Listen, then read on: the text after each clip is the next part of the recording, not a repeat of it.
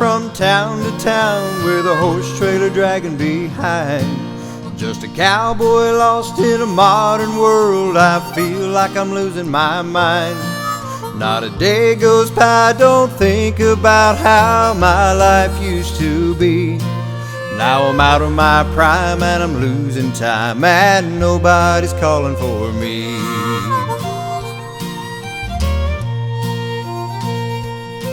They used to call my name come roundup time. Now the four-wheelers takes my place, and the cowboy life that I've always loved is getting lost without a trace. But I won't give up and I won't give in. I'm a cowboy till I die. And I know there's got to be a place for me underneath big western sky.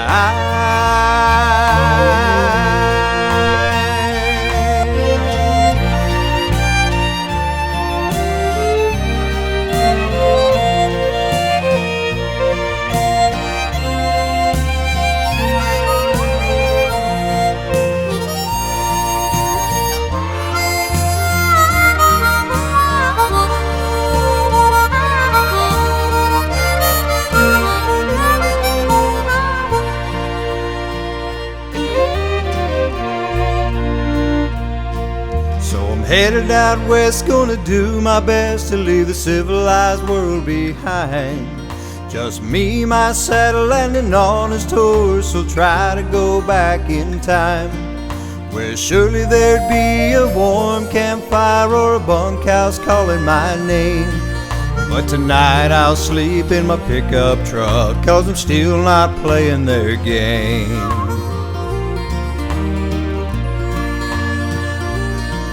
The world may turn, but the thing they can't change is the way I feel inside.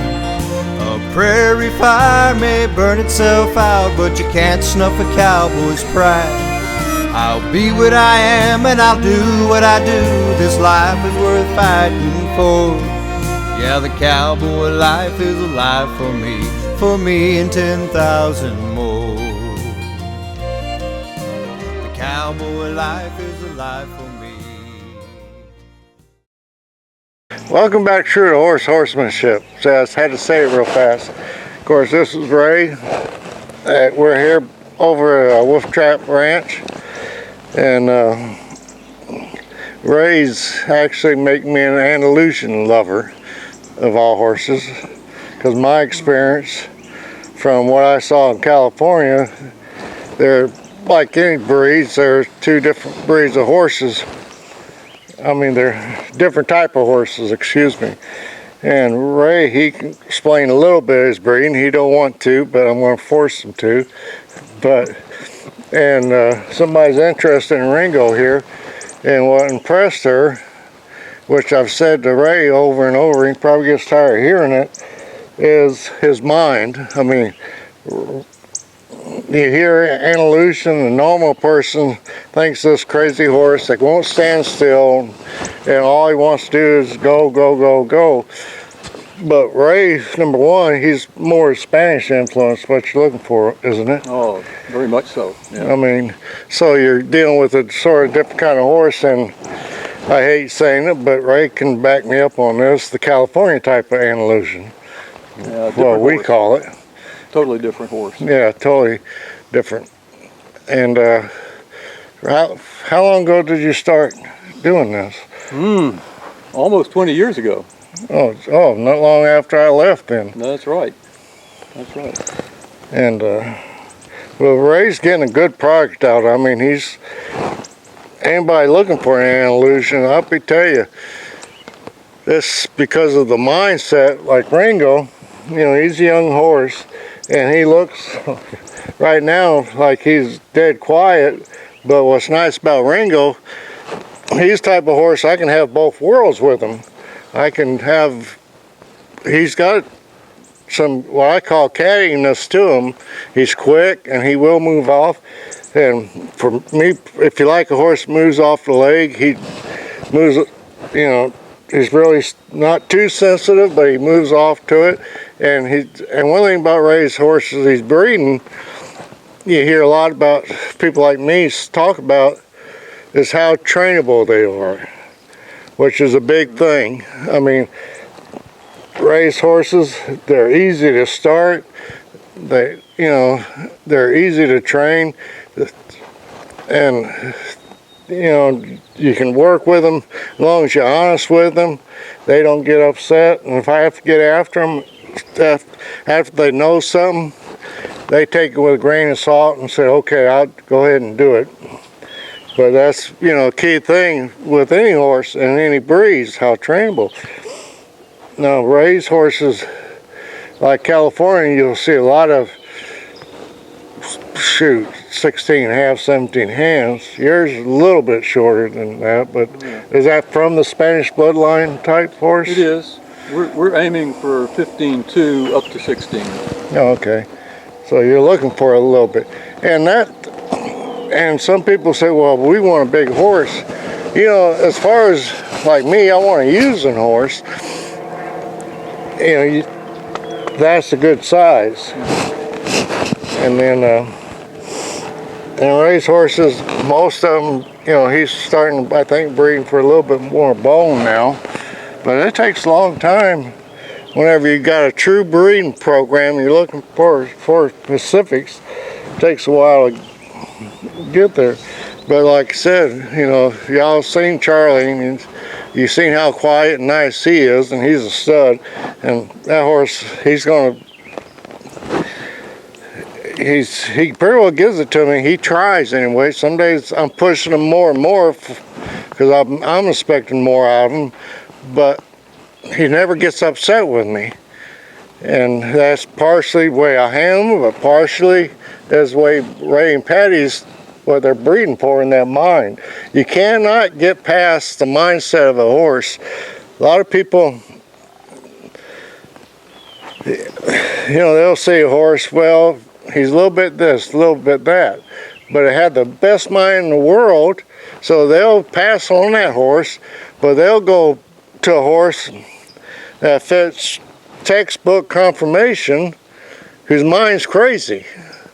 What good is it? I mean, I don't know about y'all out there, but if I'm handling a horse and the older I get, I want to be pleasurable. I don't want to have to sit there and say, oh crap, here we go. And I'll be quite honest with you, a picture perfect halter type breed horse, no matter it's quarter horse, Arab, Andalusian, whatever, 9 times out of 10, they're not good for anything else. Because you take, like if you like a good stop on a horse, you actually are looking for a horse a little bit cowhocked. You don't want a straight horse. Right. And if you want a horse that spins real good, you don't want a horse that's this wide and try to get him to spin, because you think about it, that it's too physically hard for him to do that. So if you look, me, I don't like the old dog bone horses, or like I saw out in California with Andalusians. They're too much mass to them. Me personally, I like a little bit more athletic type looking horse. Of course, that's what I like to do. But like I said, and right, if anybody's looking for an Andalusian stud, I tell you what, Charlie would be a nice one to breed too, because he's quiet, and it's all Ray pretty much does artificial insemination with him, don't you? Yeah. So, that's one nice thing with modern techniques like artificial insemination. You can breed to a stud clear across country without having to ship the mare to them. So, but anyway, so I just wanted to give Ray a plug, actually. I appreciate it. I'm really impressed with his horses, and he's a good friend of mine. We've been known each other for years. Yeah. Well, I'm glad you're enjoying these guys. And like I told Ray, if we won a lotto, it'd be a revolving door with horses. But anyhow, so today, we're mainly, well, Ray, thank you for your time, and now we're going to have fun with Ringo. Hey, jumped ahead of myself there. But anyway, today I've had a lot of emails and all about side paths on a horse. And I was just going to do this with Charlie, which Charlie right now, especially if I back it up a little bit, he's side passing real pretty. So I'm gonna make this a 2-episode video. I'm gonna start out with him. I don't think, have you done, I know I was just starting doing a little bit of it when he came home. We haven't done any lateral stuff at all. Okay. So, he's a good one to start. Me, when I was riding him at my place, I was working his shoulder and his hip, and Ray, he brought him home. He's working with his shoulder and hip too. So, and that's where you start, which I'll explain when I jump in the saddle.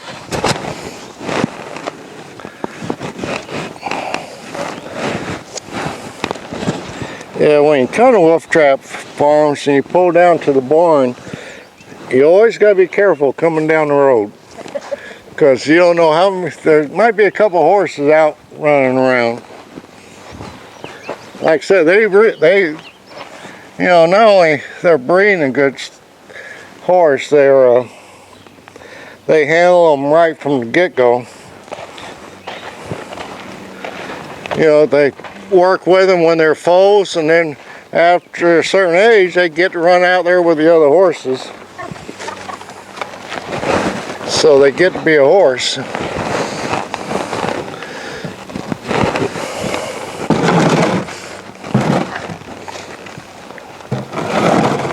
Now get that stick. You know better.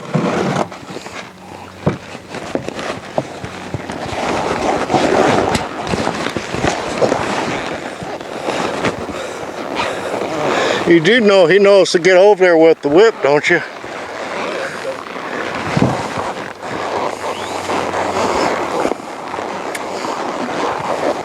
Now, when he was at my place, I didn't worry about headset yet.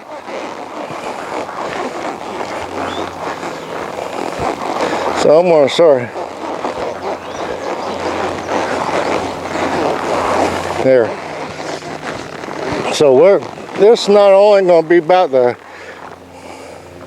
side pass, there's going to be a lot of other tips in there. Because first I want certain things before I get to the side pass or half pass. And plus, whenever I get on a horse first, I'm going to check him.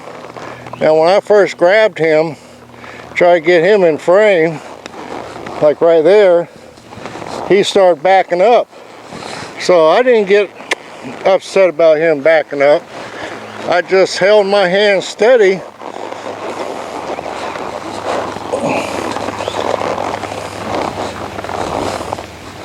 And right there, I'm going to release.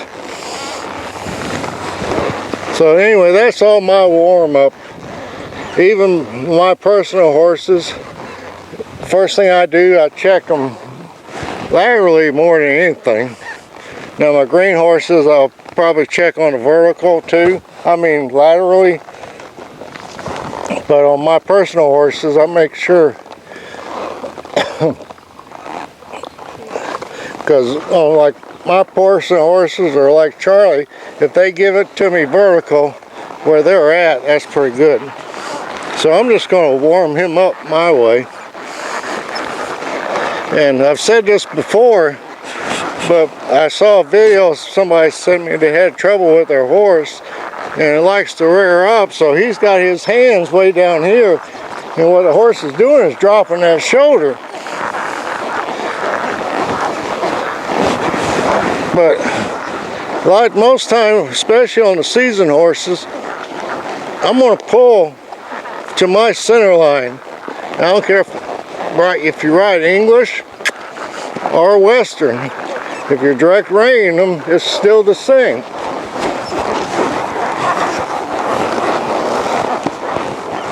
Now if I want to do the shoulder, now I might go out like this when I'm training them and pull them around. But that's only when we're starting out training.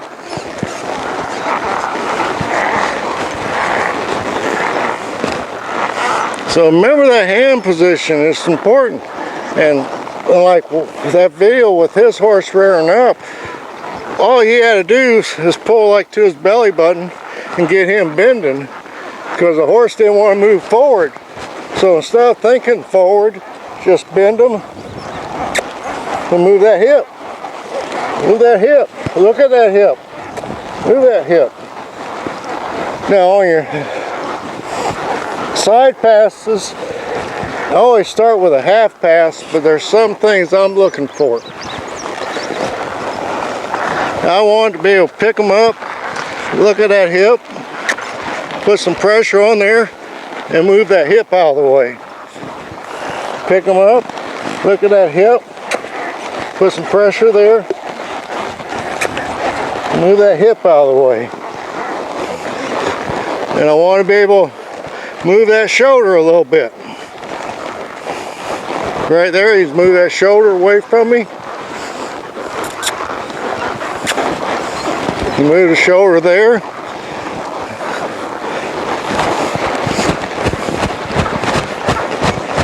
Oh, oh, oh.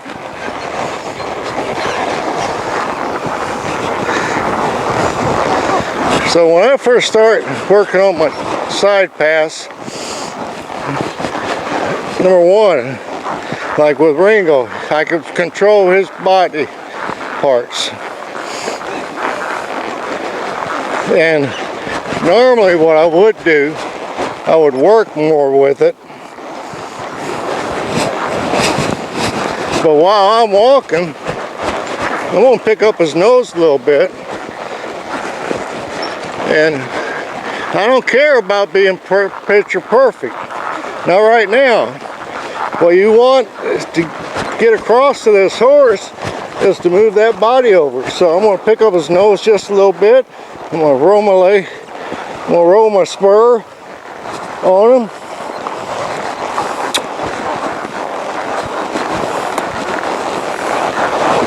Right now I'm rolling that spur, and I want to keep rolling it right there. I didn't sit here and poke him.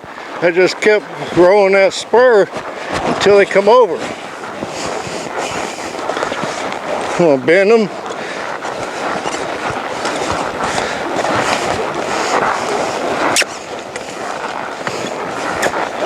Oh.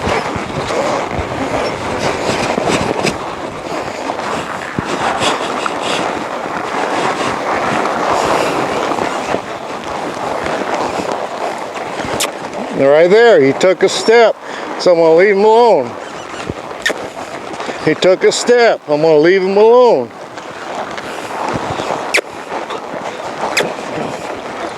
Took a step, I'm going to leave him alone. I heard one guy said, a TV guy, and he said, well, I want it done a whole lot, so I'm greedy. You get more done at the end when you first start this. Like I get a step. If he's moving off that leg a little bit, I'm going to leave him alone. But I'm not worried about stopping him completely.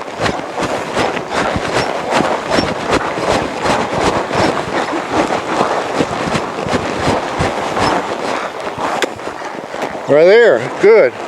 Now, all right, a little bit.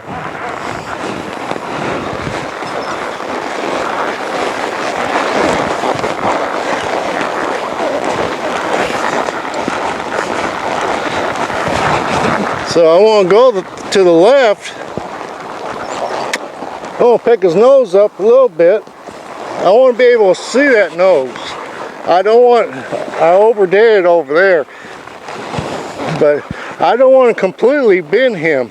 But right here, my left hand, that's my brake line. Now I'm going to take him to the good.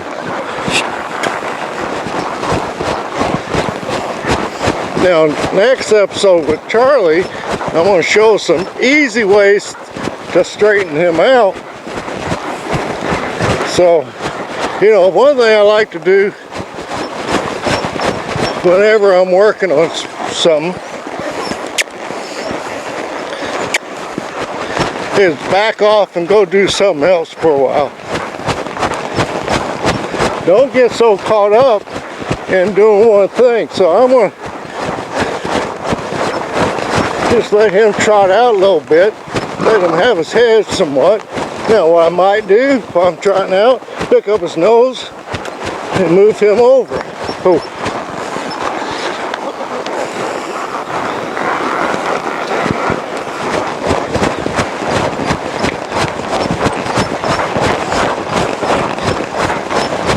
I'm going to let him move out a little bit, pick up his nose a little bit, and move him over a little bit.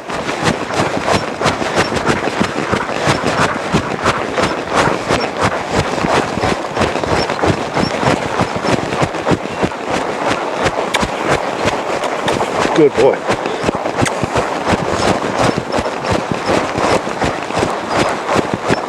So while I'm trotting around,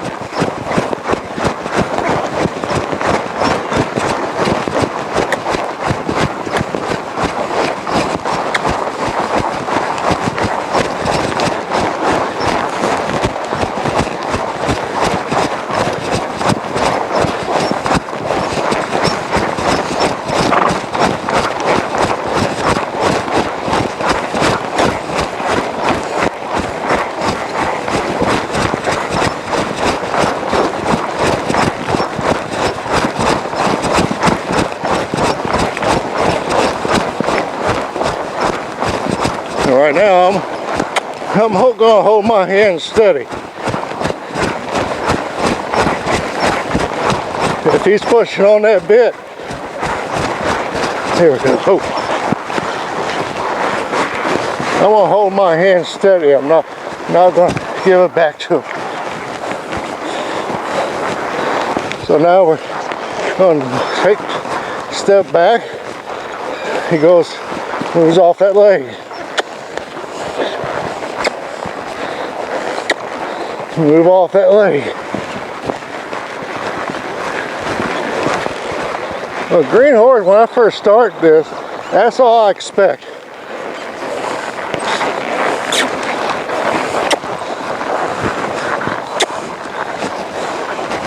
No.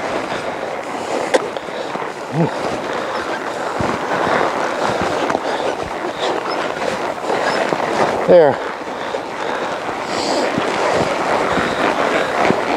But when I do cue him, let's go his bad way.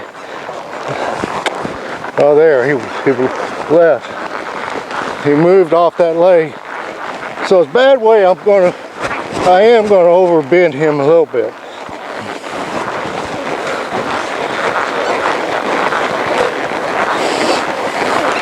But when I ask for him to go his bad way, there. I want to keep rolling that spur.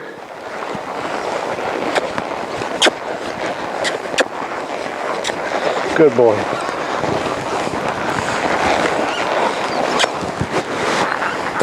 That's better. That's better. I want to keep rolling that spur until he gives me something. And my job is to recognize that something and not get in a fight with him.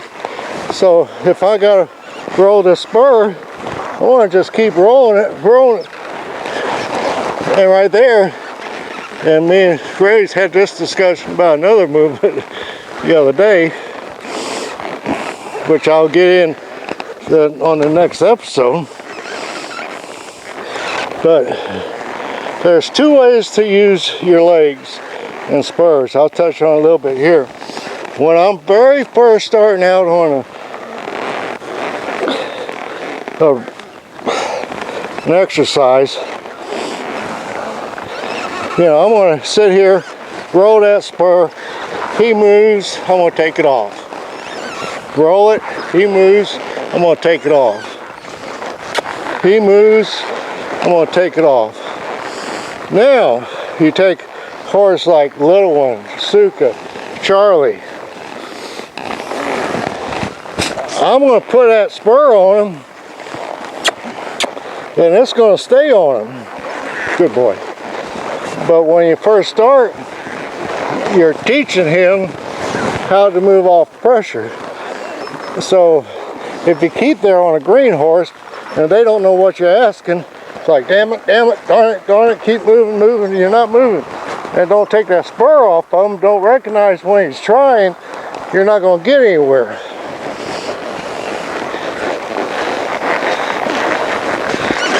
So right now I'm going to let him walk around a little bit on a loose rein.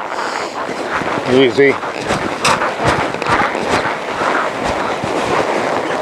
Because I don't want, like I was saying earlier, I might move that shoulder a little bit.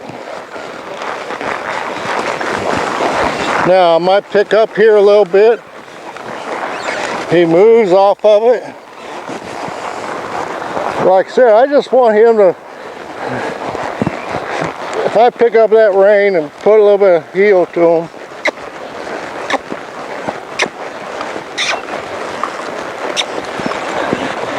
and I feel like my circle, whatever, is getting bigger, then I'm going to reward him for it right now.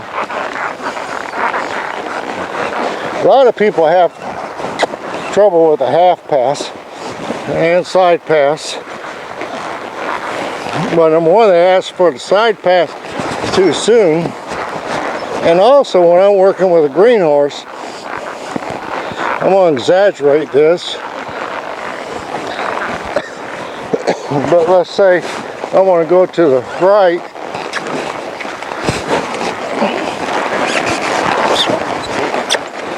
I want to really get this, like I said, I'm exaggerating right now, but I want to get that hip off that saddle, that weight. So I'm going to go this way. I'm going to get that, take this weight off. That way I'm opening up that door. Like I said, I'm exaggerating it some. So when I'm riding, I just put more weight, like right now, on my right hip, right there. Right now I'm going to put it more on my left hip,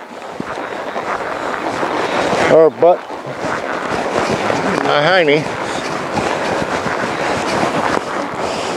But this, what I'm doing right now, is just as important as working on that exercise.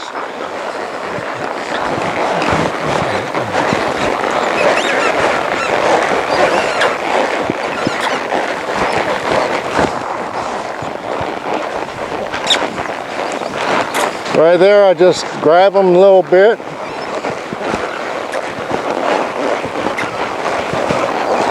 And then I might go and ride them loose. I'll grab them a little bit.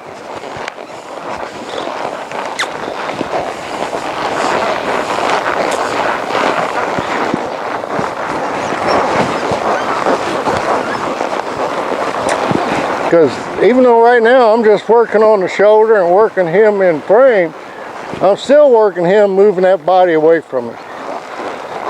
So right there we go to take a couple steps sideways.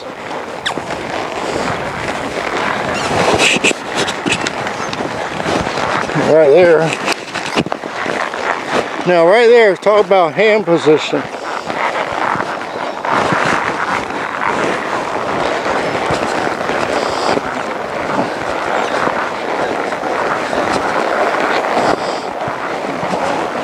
Like I said, so I got a little, what I did, I pulled more here, literally just about pulled to his hip. So if you notice, when I got pulled there, his hip is moving. Now if I pull up here, that shoulder's moving more.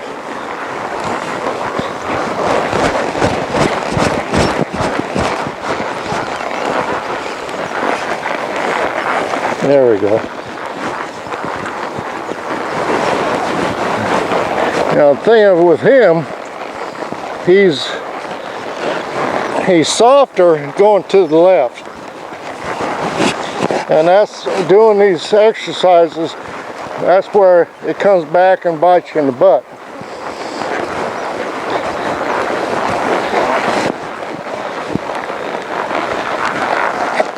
He's a little stiffer on the right, so when you're doing these upper exercises, it's actually easier to teach him.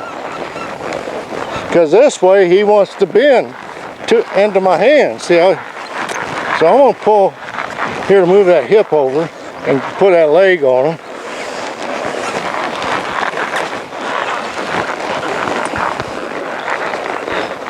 So like I said, it's a good thing, you know, I can show you more right to start with Ringo here than I could with Charlie, because you're going to see what you're going to run into. I mean, we all know I'm not out to make it pretty. So right there, I didn't bend him as much. I gave him, I'm always going to give him a chance. Even if sometimes it don't look like it.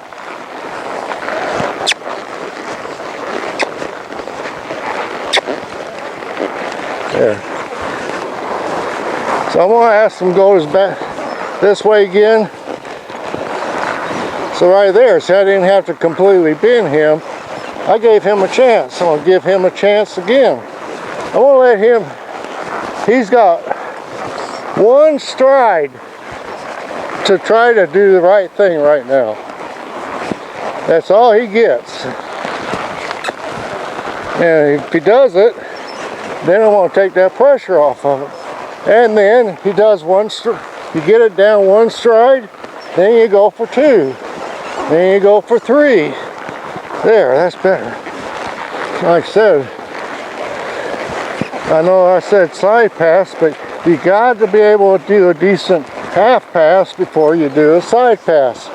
Because the only difference is your brake line.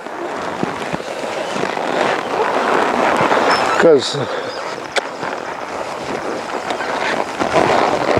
let's see if I get him to do it. Move that hip a little bit more. I mean, that's not pretty, but it's still more of a side pass. But I use this for a brake line to not let him go forward. But right now, he doesn't have a clue what I'm asking for. So there's no sense of me sitting here gigging him with a spur to try to get him to make a movement. There. So just break it down in little pieces. Now let's say if I was concentrating this at home, the next time I would ride him, I'd start asking for two. I would ask, you know, or three. There. But when he starts, well, we really wouldn't be so picky about completely being correct form until he starts giving it to me smoothly. Because once he starts giving me smoothly, then you get in there, start checking them, and like Charlie now, if I've been riding a lot one-handed. For me, like yesterday when I side passed him, I neck rein him and use, let's say I'm gonna go that way, I neck rein him. So instead of his nose, now, instead of going to the, away from the side pass, it's going with the side pass. You see what I'm saying? It's totally different now. His head's a little different. And I can point that out next time you come over. I'll show you. But the main thing when you teach this, get your horses moving first. I mean, don't sit here and say, well, I want to work on a side pass, so let's start hooking them and everything else to try to get them moving from a standstill. That's not being fair to that horse. The horse don't have a clue what you're asking. But once their feet are moving, I mean, one more time of this, he'll be doing it pretty decent on half pass.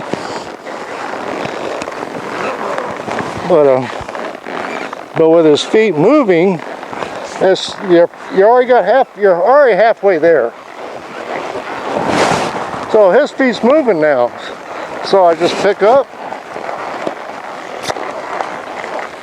and we go to the side. Pick up. He's moving off that leg. So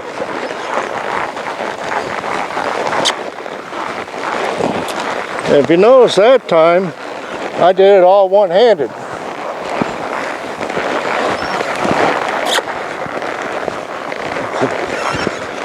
He's a smart boy. Now this is, and I know Ray had been working on the half passes. I just started playing with it when Ray brought him home.